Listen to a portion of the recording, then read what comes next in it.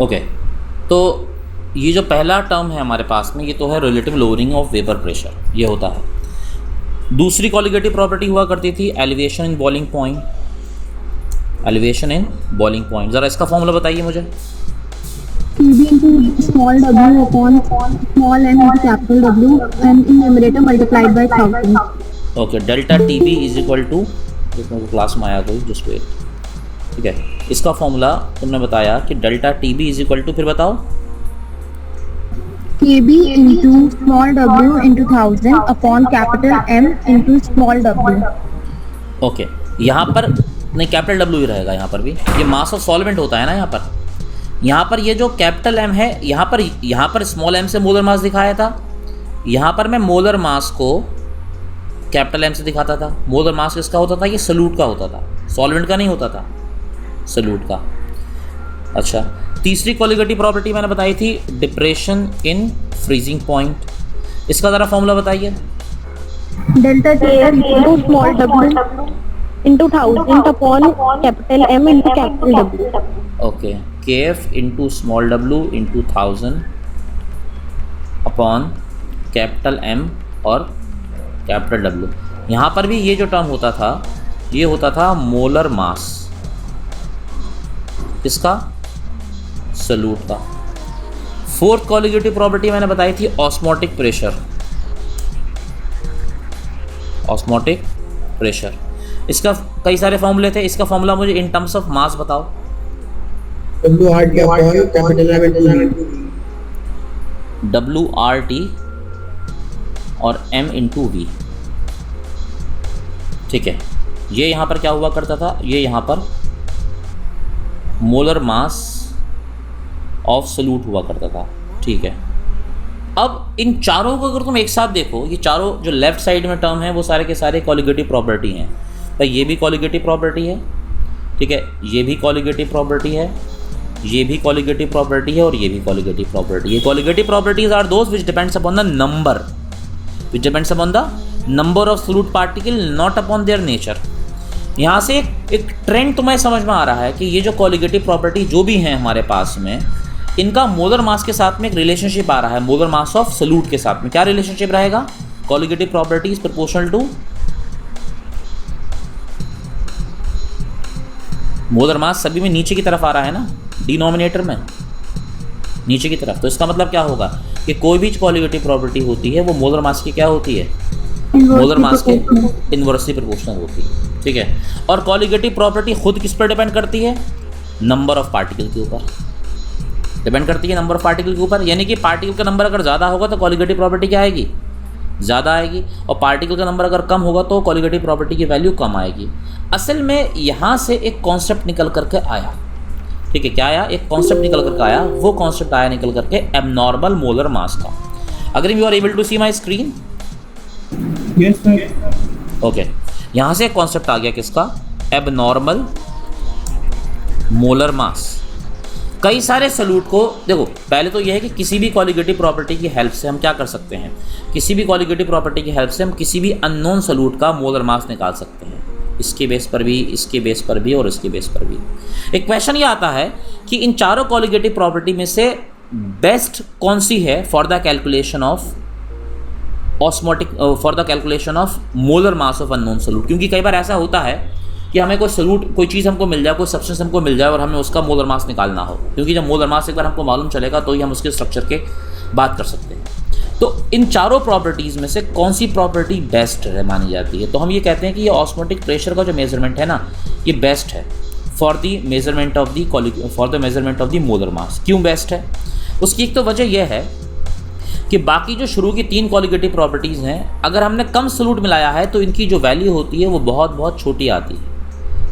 Colligative property बहुत छोटी सी निकल करके आती है, और कॉलिगेटिव प्रॉपर्टी को तुमको मेज़र करना होगा किसी ना किसी इंस्ट्रूमेंट से। अगर तुम बॉइलिंग पॉइंट का फ्रीजिंग पॉइंट का डिप्रेशन या बॉइलिंग पॉइंट का एलिवेशन तुम मेज़र करोगे तो थर्मामीटर तुमको चाहिए होगा। और अगर मान लो ये जो चेंज आया है टेम्परेचर का, ये 0.005 है, तो तुम्हारा थर्मामीटर उस रीडिंग को पढ़ नहीं पाएगा। वैसे ही अगर तुम्हें वेपर प्रेशर निकालना है तो उसके लिए तुमको एक इंस्ट्रूमेंट मैनोमीटर यूज़ करना पड़ेगा प्रेशर को मेजरमेंट के लिए, और वो अगर अच्छा मैनोमीटर नहीं है, वो डिजिटल नहीं है और एनालॉग टाइप का है, तो उससे भी तुम वेपर प्रेशर को बहुत ज़्यादा सही तरीके से निकाल नहीं सकते। क्यों? क्योंकि ये तीनों जो कॉलिगेटिव प्रॉपर्टीज़ हैं इनकी वैल्यू काफ़ी छोटी आती हैं, ठीक है। ऑस्मोटिक प्रेशर की तो बड़ी आती है, बट इन तीनों की छोटी आती है। इसके अलावा अगर मैं इसको छोड़ दूँ, मैं इसमें बात करूँ, इन दोनों में क्या होता है कि बॉइलिंग पॉइंट के एलिवेशन में तुम्हें सोल्यूशन को हीट करना पड़ता है और यहाँ पर सोल्यूशन को ठंडा करना पड़ता है, तो हीटिंग या कूलिंग करना पड़ती है। कई बार कुछ चीज़ें ऐसी होती हैं जिनको हीट या कूल करने पर उनका स्ट्रक्चर डिस्ट्रॉय हो जाता है। उनका स्ट्रक्चर क्या हो जाता है? डिस्ट्रॉय। जैसे कि कोई प्रोटीन है, तुम्हें किसी प्रोटीन को तुमने एक्सट्रैक्ट किया है किसी एनिमल की या प्लांट की सेल के अंदर से, और तुम चाहते हो कि उसका मोलर मास निकालो, ठीक है। अगर तुमने उस प्रोटीन के अमाउंट को मिलाया सॉल्वेंट में और उसके बाद में तुमने बॉइलिंग पॉइंट का एलिवेशन या डिप्रेशन इन फ्रीजिंग पॉइंट का मेजर किया और ठंडा या गर्म किया, तो प्रोटीन का स्ट्रक्चर डिस्ट्रॉय हो सकता है। तो इसलिए हम इनको अवॉइड करते हैं। तो बेस्ट मेथड जो रहता है फॉर दैट, सॉरी ये मैंने क्या नोट कर लिया, ये हाँ ये इसको मैं यहाँ पे पेस्ट कर देता हूँ।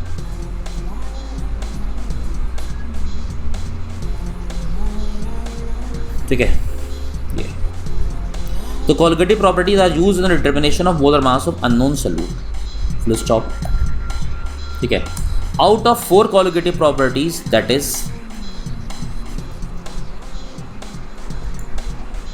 Is relative lowering in vapour pressure, पहली है ये, ठीक है, relative lowering in vapour pressure.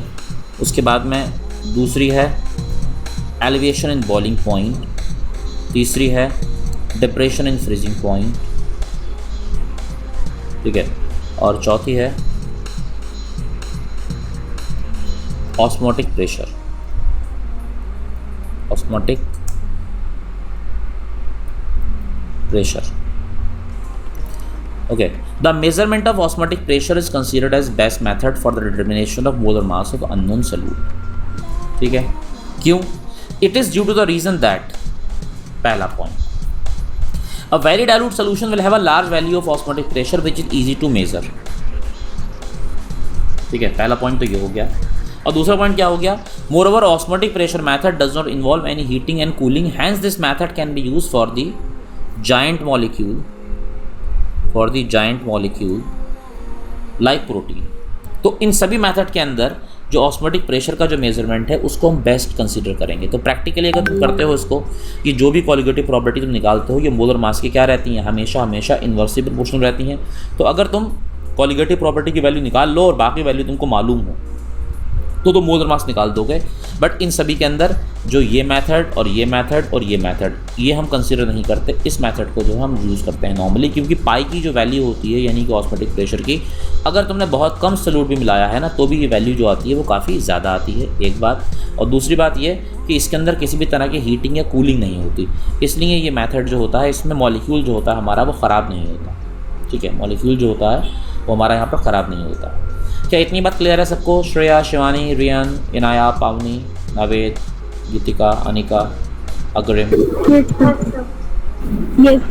अच्छा, एक बात तो ये, दूसरी बात मैंने अभी क्या रिलेशनशिप निकाला था अभी पीछे मैंने रिलेशनशिप ये निकाला था कि मैं बात कर रहा हूँ अब एबनॉर्मल मोलर मास की। मैंने बताया कि कोई भी हमारे पास में कॉलिगेटिव प्रॉपर्टी हो तो कॉलिगेटिव प्रॉपर्टी की वैल्यू जो होती है वो डिपेंड किस पर करती है? नंबर ऑफ पार्टिकल पर, ना कि उनके मास पर। तो ये किस पर डिपेंड करती है? नंबर पर, नंबर ऑफ पार्टिकल के ऊपर ये वैल्यू डिपेंड करती है। फिर मैंने अभी एक बात और दिखाई पीछे कि कोई भी कॉलिगेटिव प्रॉपर्टी हो, कोई भी, ठीक है, वो हमेशा जो रहती है वो मोलर मास की जो रहती है वो इन्वर्सली प्रोपोर्शनल रहती है 1/, मोलर मास ऑफ सॉल्यूट, इसके क्या रहती है? Inversely proportional. अभी तक मैं जितने भी सॉल्यूट की बात कर रहा था मैं बाकायदा ये बात लिखता था कि वो सॉल्यूट जो होगा जो मैं मिलाया करता था सॉल्वेंट के अंदर, वो सॉल्यूट एक तो नॉन वॉलेटाइल होता था, नॉन वॉलेटाइल के साथ साथ में मैं लिखा करता था कि वो नॉन इलेक्ट्रोलाइट होता है। नॉन इलेक्ट्रोलाइट से मेरा मतलब ये था कि वो अगर मिलाऊंगा मैं पानी के अंदर तो वो जितना है वो उतना ही रहेगा। मान लो मेरे पास में ग्लूकोज है या शुगर है, तो शुगर अगर मेरे पास में है C12H22O11, पानी में मिलाने के बाद भी ये एक मॉलिक्यूल एक ही रहेगा, ये चेंज नहीं होगा। तो ये नॉन इलेक्ट्रोलाइट होता था। ठीक है, शुगर का मॉलिक्यूल हो गया, यूरिया का मॉलिक्यूल हो गया, ग्लूकोज का मॉलिक्यूल हो गया, इनको पानी में मिलाऊंगा तो पानी में कोई चेंज नहीं आएगा इनके अंदर। बट कुछ ऐसे होते हैं जिनको पानी में मिलाने पर चेंज आता है। जैसे कि तुम्हारे पास में तुमने नमक मिलाया, एक पार्टिकल अगर नमक का है, एक NaCl है तुम्हारे पास में अगर, तो ये Na पॉजिटिव और Cl नेगेटिव बना लेगा, यानी कि एक से कितने बन जाएंगे, 2 बन जाएंगे। अगर मैंने मान लो कि कोई और ले लिया होता, फॉर सपोज मैंने सोडियम सल्फेट मिलाया होता, तो सोडियम सल्फेट को मिलाते ही क्या होता, वो सोडियम के 2 आयन बनाता और सल्फेट का 1 आयन बनाता पानी के अंदर।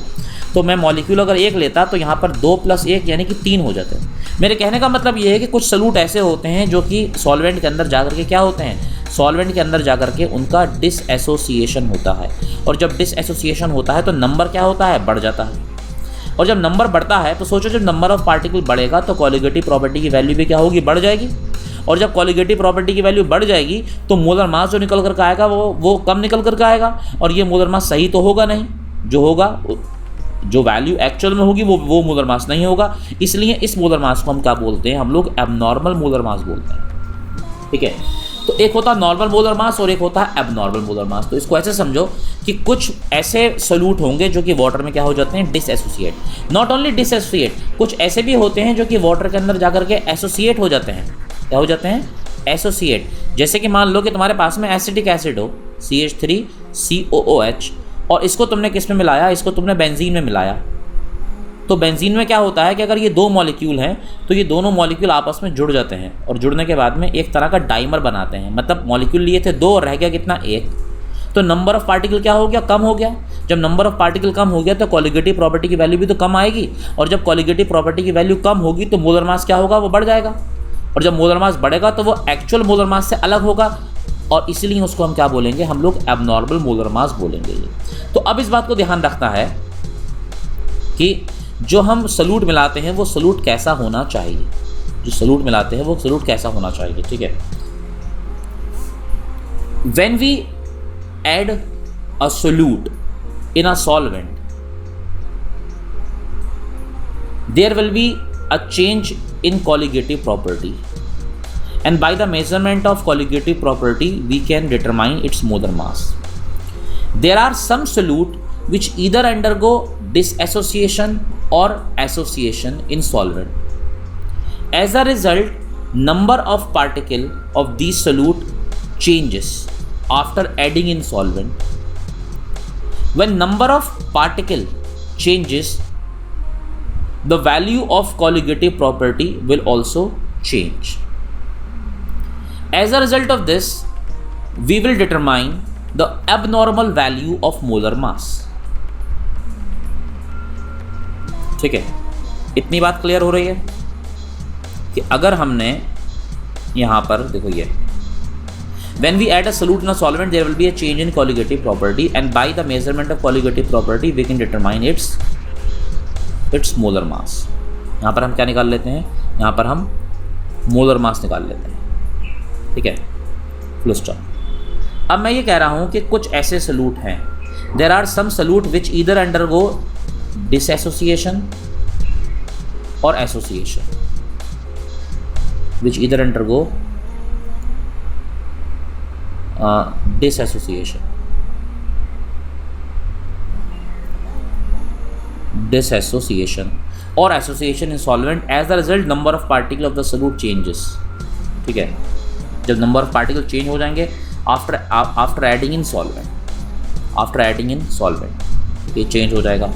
और जब ये नंबर चेंज होगा, when number of particle changes, the value of colligative property will also change. As a result, we will determine the abnormal value of molar mass. और हुआ है ऐसा होता है। जैसे सोडियम क्लोराइड है, सोडियम क्लोराइड का जो एक्चुअल में मोलर मास है वो कितना होता है भाई, ये सोडियम क्लोराइड है NaCl, इसका 23 प्लस क्लोरीन 35.5, यानी कि इसका मोलर मास 58.5 होता है। ठीक है, बट अगर मान लो कि मैं NaCl को पानी में मिलाऊं, पानी में मिलाने पर NaCl Na पॉजिटिव में और Cl नेगेटिव के अंदर कन्वर्ट होगा, यानी कि 1 मोल पार्टिकल से 1 मोल इसके बनेंगे और 1 मोल इसके बनेंगे। तो पार्टिकल कितने हो जाएंगे, 1 मोल और 1 मोल कितने हो जाएंगे, 2 मोल हो जाएंगे। अब जब पार्टिकल 2 मोल होगा, यानी कि कोलिगेट जो नंबर ऑफ पार्टिकल है वो क्या होगा, ये ट्वाइस होगा, ये ट्वाइस होगा। तो ये वैल्यू भी क्या आएगी, ये वैल्यू भी ट्वाइस हो जाएगी। तो जब ये वैल्यू ट्वाइस होगी, ज़्यादा होगी, तो ये वैल्यू क्या हो जाएगी, कम हो जाएगी। तो ये वैल्यू हाफ रह जाएगी, और जब हाफ रह जाएगी तो यहाँ पर जो मोलर मास निकल कर आएगा वो 2 2 4 और 2 9 18 और 2 2 4 और 2 5 10, यानी कि सोडियम क्लोराइड का मोलर मास जो निकल करके आएगा वो होता 58.5 है, मगर निकल के कितना आएगा 29.25। तो यही क्या है, यही तो चीज़ एबनॉर्मल मोलर मास है। एबनॉर्मल मोलर मास जो है वो क्यों निकल करके आता है, क्योंकि सॉल्यूट को जैसे ही हम सॉल्वेंट में मिलाते हैं, जैसे कि मैंने नमक को पानी में मिलाया, तो उसके नंबर ऑफ पार्टिकल बढ़ जाएंगे। जब कभी याद रखना, जब कभी नंबर ऑफ पार्टिकल बढ़ते हैं तो नंबर ऑफ पार्टिकल बढ़ने से कॉलिगेटिव प्रॉपर्टी की वैल्यू भी बढ़ जाती है, क्योंकि कॉलिगेटिव प्रॉपर्टी हमेशा नंबर ऑफ पार्टिकल पर डिपेंड करती है। और मैंने अभी पीछे कंक्लूड किया था कि कॉलिगेटिव प्रॉपर्टी जो होती है वो मोलर मास के इन्वर्सली प्रोपोर्शनल होती है। तो जब कॉलिगेटिव प्रॉपर्टी ज़्यादा होगी तो मोलर मास क्या हो जाएगा, कम हो जाएगा। तो जब कॉलिगेटिव प्रॉपर्टी की वैल्यू ट्वाइस आएगी तो मोलर मास, ठीक है, मोलर मास जो हो जाएगा वो क्या हो जाएगा, वो हाफ हो जाएगा।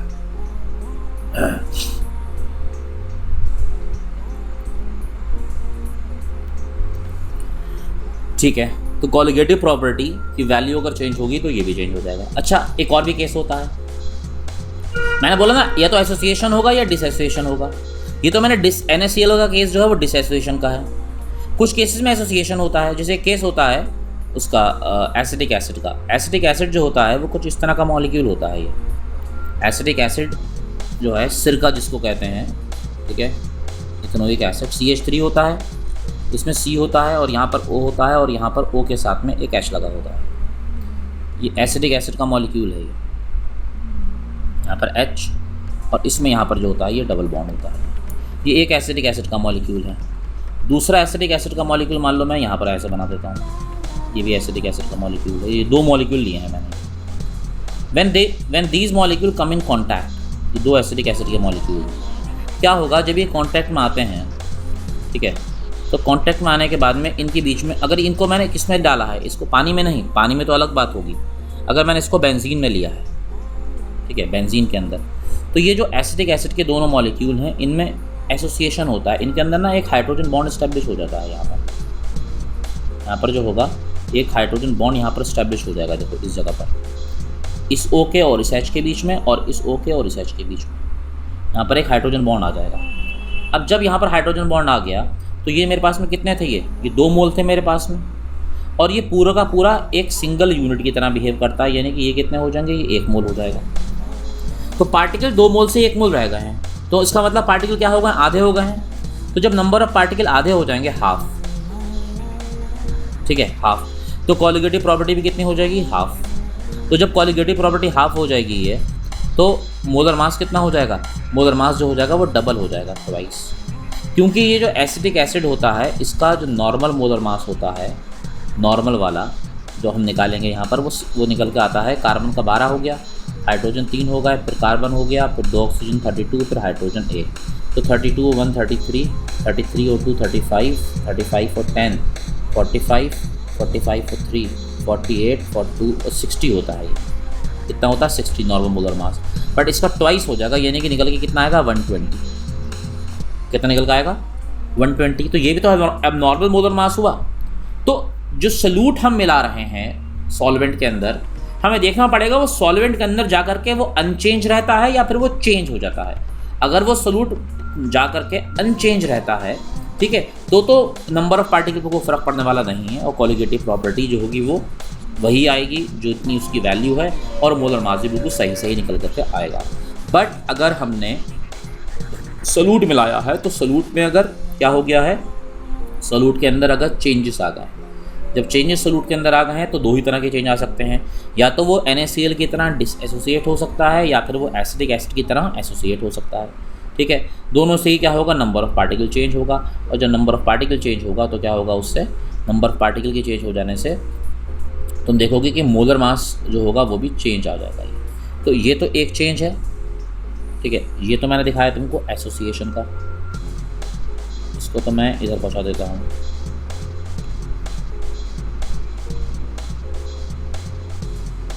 ठीक है, इसको मैंने यहाँ पहुँचा दिया। एक तो यह है चेंज, ठीक है, और पीछे ले आता हूँ बैक में, मैं NaCl वाला एक केस दिखाया था मैंने, ठीक है, एक केस किसका दिखाया था मैंने, NaCl का, इसको हटा दिया है मैंने ये,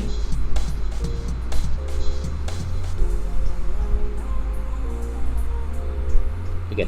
वो किसका दिखाया था मैंने, NaCl का। NaCl में क्या दिखाया था कि ये जो NaCl होता है, NaCl का 23 + 35.5 यानी कि 58.5, ये इसका क्या होगा, ये इसका नॉर्मल वाला मोलर मास होगा। तो जब ये नॉर्मल मोलर मास होगा तो क्या होगा, NaCl को पानी में मिलाया, तो NaCl को पानी में मिला देने पर वो डिसएसोसिएट होगा Na पॉजिटिव में और Cl नेगेटिव में। तो 1 मोल से जो बनेंगे वो 2 मोल बनेंगे। तो पार्टिकल का नंबर क्या हो जाएगा, पार्टिकल का नंबर ट्वाइस हो जाएगा। पार्टिकल का नंबर ट्वाइस हो गया तो कॉलिगेटिव प्रॉपर्टी भी ट्वाइस हो गई। जब ये ट्वाइस हो गई तो ये वैल्यू क्या रह जाएगी, ये वैल्यू यहाँ पर हाफ रह जाएगी और एबनॉर्मल मोलर मास जो आएगा वो इसका आधा आएगा, 58.5 का हाफ, तो ये 29.25 यहाँ पर निकल करके आएगा। तो 2 ही केसेस थे मैंने, ये दोनों केसेस मैंने यहाँ पर तुमको दिखाए हैं, ठीक है। दीज आर द 2 केसेस, इसका मैंने यहाँ दिखा दिया। तो ये सब नोट्स मैं क्लास के एंड में शेयर कर दूँगा अग्रिम में, ठीक है। तो यहाँ पर हो गया। अच्छा, ये मैंने डबल लिख दिया क्या, ठीक है। एक बार में डिसएसोसिएशन, ये किसका केस था, ये केस था डिसएसोसिएशन का। This is dissociation, okay. और ये केस किसका था, ये केस था एसोसिएशन। तो आई होप इतनी बात क्लियर हो रही है, ठीक है। तो जब कभी भी मेरे पास में कोई भी सॉल्वेंट है और सॉल्वेंट के अंदर अगर मैं क्या मिला रहा हूँ, सोलूट मिला रहा हूँ, तो 2 तरह के सोलूट हो सकते हैं, ठीक है। ये मेरे पास में सॉल्वेंट है, सॉल्वेंट के अंदर मैं सोलूट मिला रहा हूँ, ठीक है। और ये सोलूट मैंने बोला कि 2 तरह के हो सकते हैं, या तो ये सोलूट अगर पानी में मिलाया जाता है, ये सोलूट अगर पानी में मिला करके क्या रहता है ये, या अगर अनचेंज रहता है, अनचेंज्ड। तो अनचेंज अगर रहता है तो कॉलिगेटिव प्रॉपर्टी जो आएगी, उसकी जो भी वैल्यू आएगी वो सही आएगी, और यहाँ पर जो मोलर मास आएगा वो करेक्ट मोलर मास आएगा निकल करके, करेक्ट, या जिसको मुझे कहना चाहिए नॉर्मल मोलर मास आता है निकल करके, ठीक है। बट अगर तुमने इसी सॉल्वेंट के अंदर कोई सोलूट मिलाया है और वो सोलूट मिलाने के बाद में उसमें चेंज आया है, ठीक है, क्या आया है उसके अंदर, चेंज। तो मैंने बोला कि ये चेंज 2 तरह का होता है, या तो डिसएसोसिएशन या फिर एसोसिएशन। ये चेंज 2 तरह का होगा, या तो डिसएसोसिएशन होगा इसके अंदर, या फिर इसके अंदर क्या होगा, या फिर इसके अंदर एसोसिएशन होगा। तो डिसएसोसिएशन का केस अलग हो जाएगा और एसोसिएशन का केस अलग हो जाएगा। अगर डिसएसोसिएशन होगा तो कॉलिगेटिव प्रॉपर्टी क्या हो जाएगी, वो बड़ी हो जाएगी। कॉलिगेटिव प्रॉपर्टी की वैल्यू क्या आएगी, वो नॉर्मल से ज़्यादा निकल करके आएगी। तो कॉलिगेटिव प्रॉपर्टी की वैल्यू ज़्यादा हो जाएगी तो मोलर मास जो होगा वो क्या हो जाएगा, वो लेस हो जाएगा। और इसको हम बोलेंगे क्या, ये होगा हमारे पास में एबनॉर्मल मोलर मास, ठीक है। सिमिलरली अगर एसोसिएशन का केस होगा, ठीक है, किसका होगा, एसोसिएशन का केस। तो मैंने बताया कि एसोसिएशन के अंदर क्या होना चाहिए, एसोसिएशन के अंदर पार्टिकल जुड़ जाएंगे, जुड़ने के बाद में क्या होगा, पार्टिकल का नंबर क्या हो जाएगा, कम हो जाएगा। और जब पार्टिकल का नंबर कम होगा तो कॉलिगेटिव प्रॉपर्टी क्या आ जाएगी, उसकी वैल्यू कम आ जाएगी। और जब उसकी वैल्यू कम आ जाएगी तो मोलर मास जो होगा क्या होगा, मोलर मास इसका ज़्यादा आ जाएगा, और वही क्या रहेगा, वही इसका एबनॉर्मल मोलर मास रहेगा, ठीक है। तो ये 2 केसेस होंगे। तो कोई भी सॉल्यूट अगर मिलाया जा रहा है, ठीक है, तो अगर वो अनचेंज रहता है तो उसका सही नॉर्मल मतलब मोलर मास जो निकल कर आएगा वो नॉर्मल वाला होगा। और अगर चेंज होता है तो या तो डिसएसोसिएशन होगा या फिर एसोसिएशन होगा। डिसएसोसिएशन के केस में भी एबनॉर्मल आएगा और एसोसिएशन में भी क्या आएगा, एबनॉर्मल आएगा। फ़र्क इतना है कि डिसएसोसिएशन में कॉलिगेटिव प्रॉपर्टी क्या आ जाएगी, ज़्यादा आ जाएगी, तो मोलर मास कम निकल करके आएगा। और इसमें कॉलिगेटिव प्रॉपर्टी कम आएगी तो मोलर मास ज़्यादा निकल करके आएगा, ठीक है। तो अब हम एबनॉर्मल मोलर मास जब आ जाता है हमारे पास में, तो अब हम क्या करें। तो इसका मतलब ये है कि ये जो फॉर्मूले हैं, इन फॉर्मूले में कोई बदलाव होना चाहिए, ठीक है।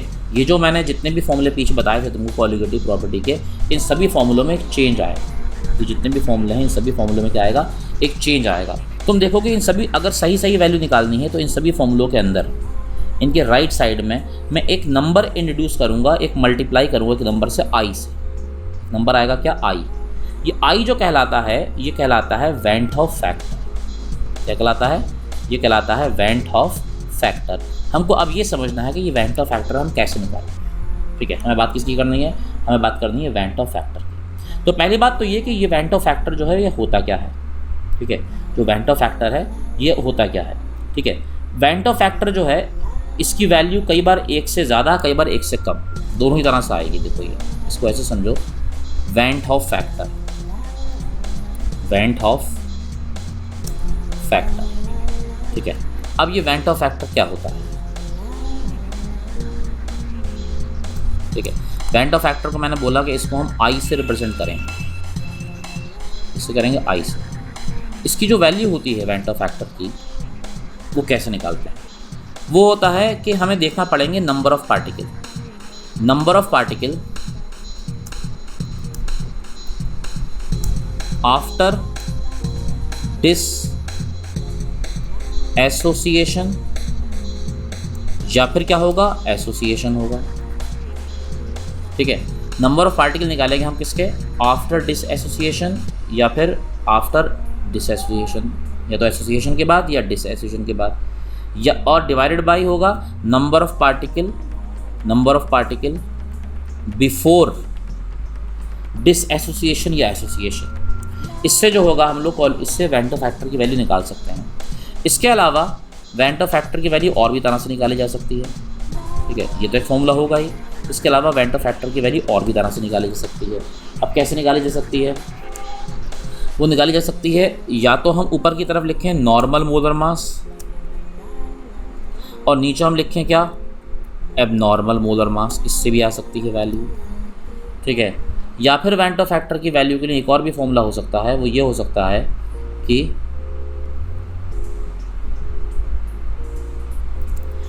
यहाँ पर हम लिखें observed value of colligative property. Observe मतलब जो एक्सपेरिमेंट से निकाली जाती है, यानी कि एक्सपेरिमेंटल, ठीक है।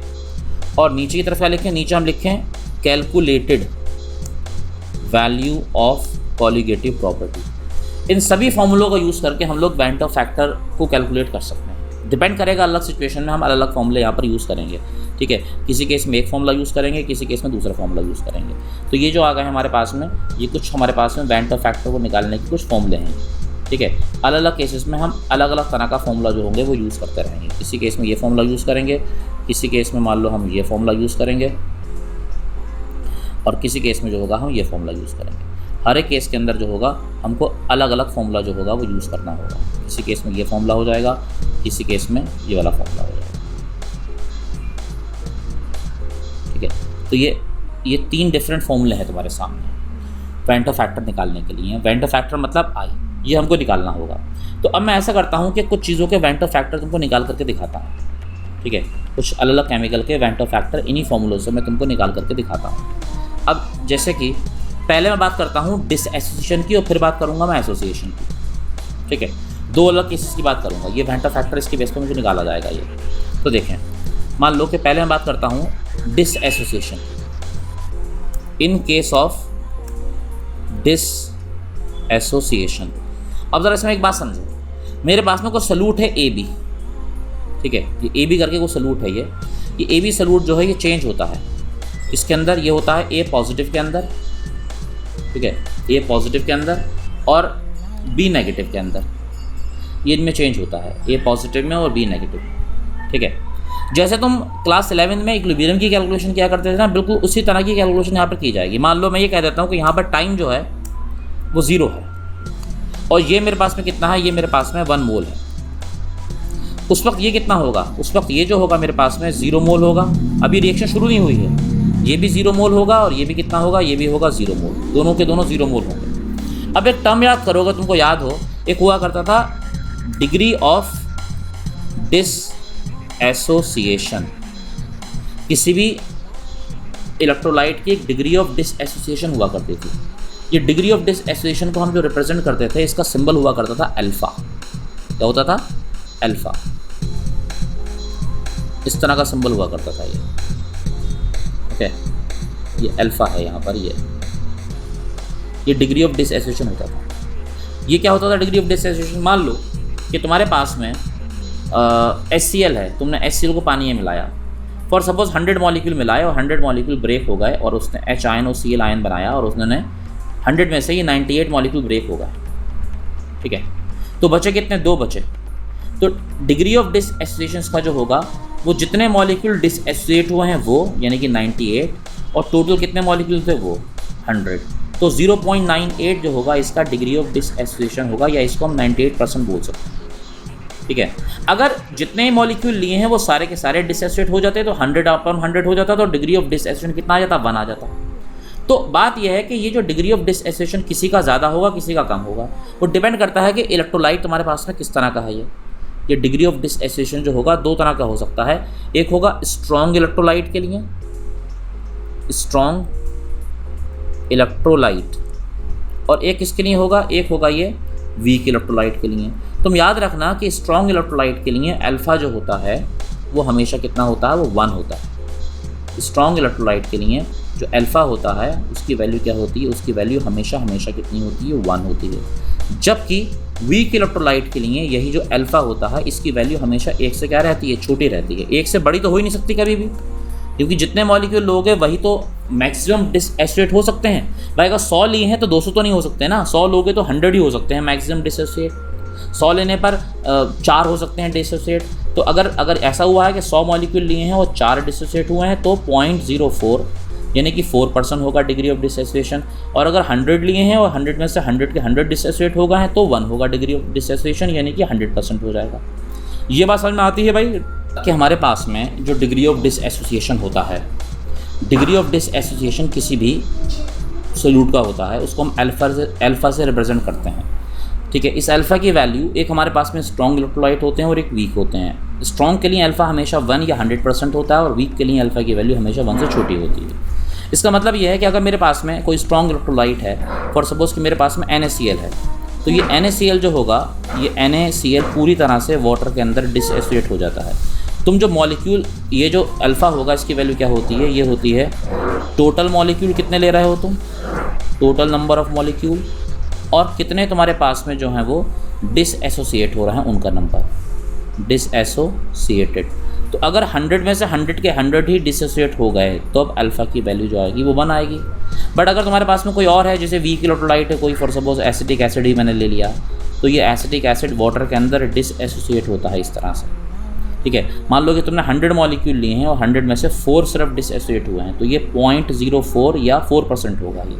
तो मैं ये बता रहा हूँ कि वीक इलेक्ट्रोलाइट और स्ट्रॉन्ग इलेक्ट्रोलाइट दोनों ही तरह के इलेक्ट्रोलाइट के लिए जो अल्फ़ा होता है इसकी वैल्यू जो होती है क्या होती है, वो डिफरेंट होती है।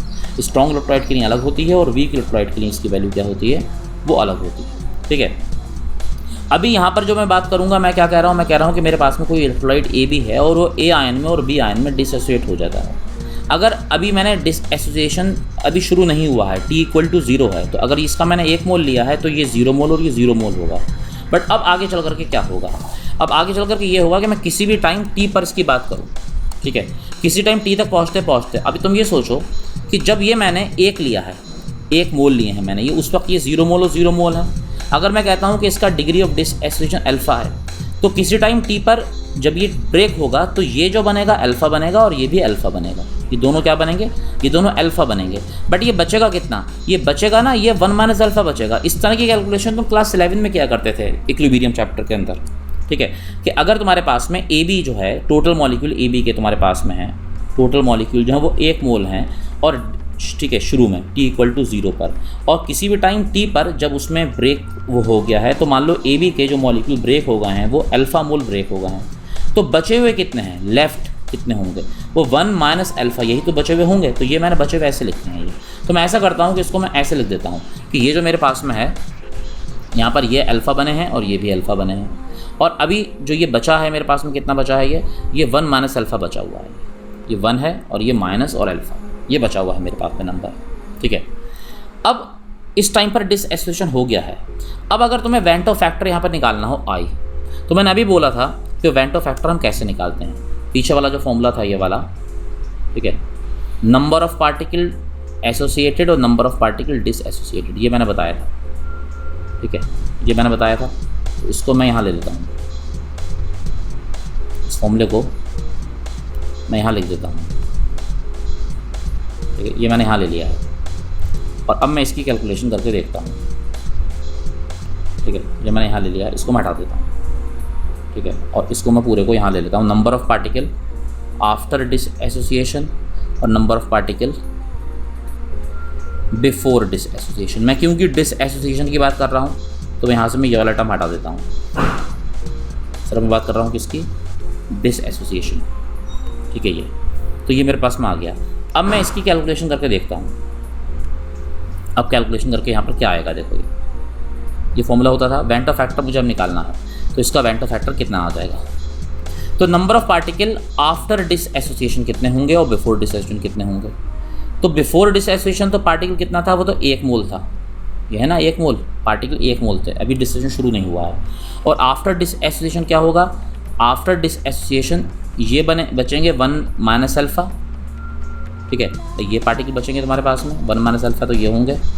उसके बाद में यहाँ पर जो होगा प्लस ए प्लस के बनेंगे अल्फ़ा और बी माइनस के भी बनेंगे अल्फ़ा। अल्फ़ा इसके बनेंगे और अल्फ़ा ही जो बनेंगे वो किसके बनेंगे, वो इसके बनेंगे। ये बताओ यहाँ तक बात समझ में आ रही है। ठीक है, तो कैलकुलेट करने के बाद में तुम क्या देखोगे, तो अल्फ़ा से अल्फ़ा कैंसिल हो जाएगा, माइनस अल्फ़ा और प्लस अल्फ़ा कैंसिल होगा। ये तो क्या बचा यहाँ पर, यहाँ जो बचेगा नंबर बचेगा उस सर बचेगा 1 प्लस अल्फ़ा और डिवाइडेड बाई 1, ठीक है। तो 1 से जब तुम डिवाइड करोगे तो ये नंबर कितना बचेगा, ये नंबर सिर्फ 1 प्लस अल्फ़ा बचेगा। ये कितना बचेगा, ये 1 प्लस अल्फ़ा बचेगा वेंटर फैक्टर यहाँ पर। अब अल्फ़ा की वैल्यू डिपेंड करती है, अगर स्ट्रॉन्ग इलेक्ट्रोलाइट होता, ठीक है, अगर यहाँ पर ये स्ट्रॉन्ग इलेक्ट्रोलाइट होता तो स्ट्रॉन्ग इलेक्ट्रोलाइट के लिए क्या होता है, स्ट्रॉन्ग अगर मैं यहाँ पर ये इतना बचा 1 प्लस अल्फ़ा, ये मेरे पास में क्या आ गया, ये वेंटर फैक्टर आ गया इसके लिए, ठीक है। स्ट्रॉन्ग इलेक्ट्रोलाइट के लिए अल्फ़ा की वैल्यू कितनी होती है, 1 होती है। तो स्ट्रॉन्ग के लिए यहाँ पर वेंटर फैक्टर जो रहेगा वो I = 1 + 1, दैट मीन्स वो कितना हो जाएगा, वो 2 हो जाएगा, ठीक है। कितना हो जाएगा, 2।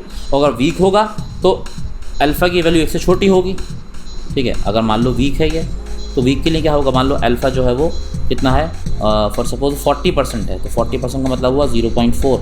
तो यहाँ पर जो I की वैल्यू आएगी वो 1 + 0.4 ये आएगी और ये 1.4 हो जाएगी।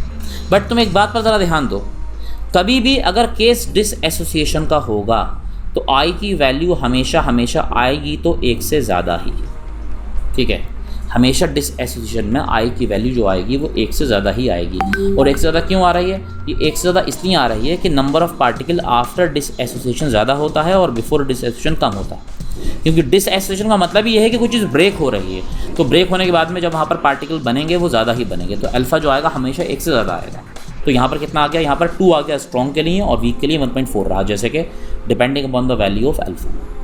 बट अगर इलेक्ट्रोलाइट ऐसा ना हो और इलेक्ट्रोलाइट का जो हो वो टाइप जो हो जाए वो चेंज हो जाए, ठीक है। यहाँ पर तो जैसे इसके लिए आ गया ये, अब मैं इलेक्ट्रोलाइट का टाइप यहाँ पर चेंज कर देता हूँ। अब मान लेता हूँ मैं कि मेरे पास में जो इलेक्ट्रोलाइट है वो फॉर सपोज वो ऐसा है, AB और 2 है ये, ठीक है। यहाँ पर AB है और यहाँ पर 2 है। तो जब यहाँ पर 2 है तो ये तो 1 मोल बनेगा, बट इस पर चार्ज जो हो जाएगा अब कितना हो जाएगा, इस पर चार्ज अब 2 पॉजिटिव हो जाएगा। ये चार्ज तो बैलेंस रहना चाहिए, और B जो हो जाएंगे वो ऐसे हो जाएंगे। अब अगर मैं यहाँ पर निकालूँ तो कैसा आएगा, देखो ये, इसको मैं हटा देता हूँ अभी, ठीक है। अब यहाँ पर क्या होगा, T = 0 पर ये 1 मोल, ये 0 मोल और ये 0 मोल। किसी टाइम T पर ये अल्फ़ा मोल, बट ये जो बनेंगे कितने बनेंगे, ये बनेंगे अब यहाँ पर 2 अल्फ़ा। कितने होंगे, ये 2 अल्फ़ा होंगे। क्यों होंगे 2 अल्फ़ा, भाई इक्वेशन को देखो, इक्वेशन से क्लियर है बात कि जब AB2 ब्रेक होता है तो 1 मोल A का और 2 मोल B के बनते हैं, ठीक है। तो जब यहाँ पर मैं इसको लिखूँगा, यहाँ तो शुरू में 0 0 होंगे, बट किसी टाइम T पर जब AB2 ब्रेक हुआ है तो डिग्री ऑफ डिसएसोसिएशन अल्फ़ा है, तो अल्फ़ा माइनस करोगे तो ये तो बचेंगे इसके पार्टिकल जितने बचे हुए हैं इसके AB2 के, बट इसके कितने बनेंगे, इसका जो बनेगा वो उस वक्त अल्फ़ा बनेगा और इसका 2 अल्फ़ा बनेगा। क्यों, क्योंकि जब इसका 1 मोल ख़त्म होता है तो इसका 1 मोल बनता है, बट जब इसका 1 मोल ख़त्म होता है तो इसका 2 मोल बनता है। तो जब इसका अल्फ़ा मोल ख़त्म होगा तो इसका तो अल्फ़ा मोल बनेगा, बट जब इसका अल्फ़ा मोल ख़त्म होगा तो इसका 2 अल्फ़ा बनेगा, ठीक है। कितना बनेगा, 2 अल्फ़ा। तो अब अगर मैं यहाँ पर वेंटर फैक्टर निकालता हूँ तो इसमें जो होगा इस जगह पर 2 आ जाएगा, और जब इस जगह पर 2 आ जाएगा और जब मैं यहाँ पर इसको कैलकुलेशन करूँगा तो अल्फ़ा से अल्फ़ा कैंसिल होगा, तो यहाँ जो बचेगा वो क्या बचेगा, 1 + 2 अल्फ़ा बचेगा।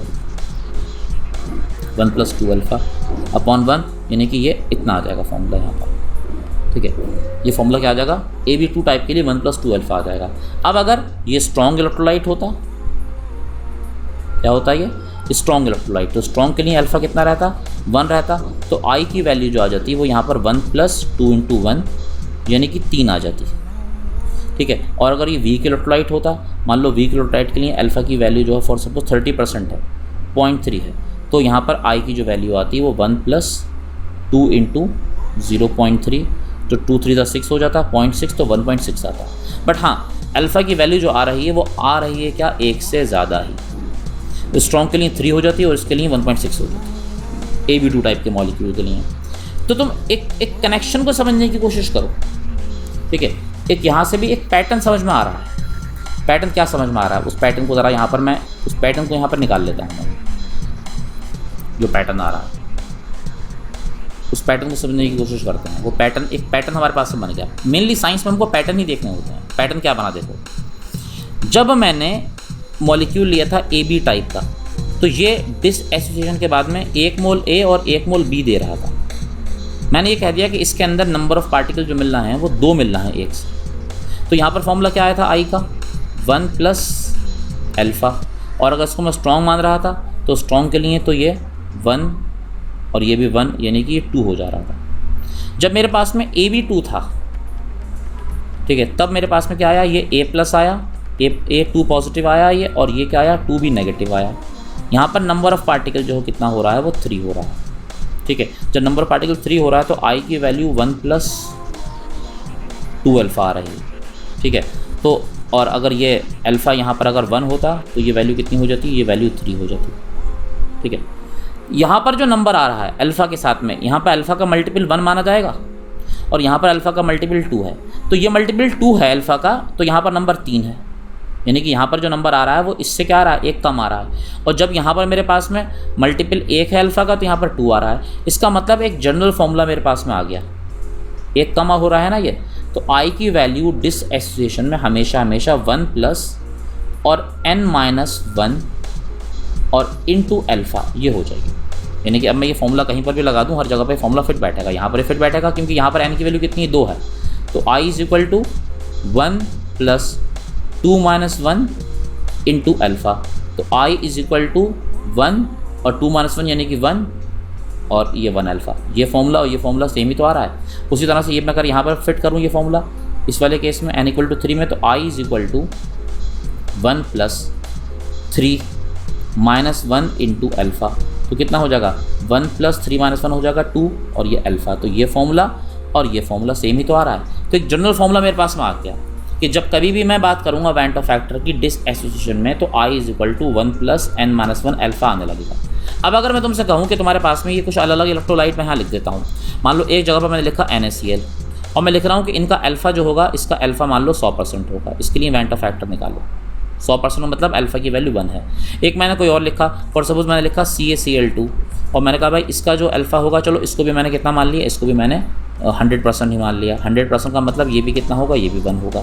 और एक मैंने लिखा कोई और, फॉर सपोज मैंने लिखा यहाँ पर K4 और FeCN6, ये इस तरह से लिखते हैं फॉर्मूला, पोटेशियम फेरोसाइनाइड। इसका जो अल्फ़ा है, मान लो इसको मैंने कह दिया कि ये अल्फ़ा 50% है। 50% का मतलब ये हुआ कि ये जो है कितना है, ये 0.5 है। तो सबके लिए मुझे क्या करनी है, कैलकुलेट, इन सभी के लिए मुझे वेंट ऑफ फैक्टर कैलकुलेट करना है। तो जब सभी के लिए वेंट ऑफ फैक्टर कैलकुलेट करना है, तो वेंट ऑफ फैक्टर का general formula I = 1 + n-1 into alpha ये होता है। तो यहाँ पर n की वैल्यू कितनी होगी, जब ये ब्रेक होगा तो ये क्या देगा, ये Na पॉजिटिव देगा और Cl नेगेटिव देगा।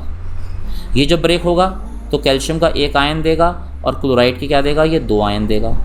ये जब ब्रेक होगा तो पोटेशियम के कितने देगा, 4 आयन देगा, ठीक है। ये जब ब्रेक होगा तो इस पोटेशियम के K4 के 4 आयन देगा और ये जो देगा ये इसके FeCN6 का जो देगा यहाँ पर ये FeCN6 4 नेगेटिव, इसका 1 आयन देगा ये, ठीक है। तो n की वैल्यू सबके लिए है। इसके लिए n की वैल्यू कितनी है, इसके लिए n की वैल्यू 2 है।